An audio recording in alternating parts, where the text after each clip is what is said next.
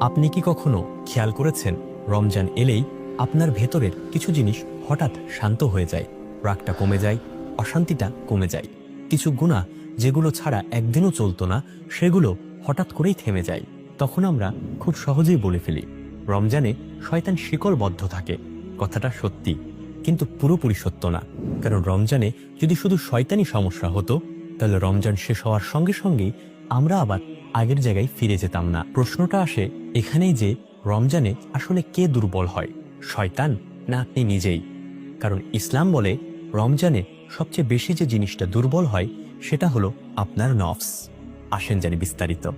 নফস মানে আপনার ভেতরের সেই কণ্ঠস্বর যে সব সময় বলে, আর একটু, আজ না পরে, আরেকবার করলে ক্ষতি কি। নফসি আপনাকে গুনাহ দিকে ঠেলে দেয়, আবার নফসি আপনাকে ভালো কাজ থেকে দূরে রাখে। কিন্তু নফস কোনো অদৃশ্য শক্তি না। নফস বড় হয় আপনার অভ্যাসে, আপনার আরামে আর আপনার চাহিদায়। যত বেশি খাওয়া দাওয়া, যত বেশি ঘুম, যত বেশি ভোগ, নফস তত বেশি শক্তিশালী হয়। আর ঠিক এখানেই রমজান এসে নফসের শিকড় ধরে টান দেয়। দিনের পর দিন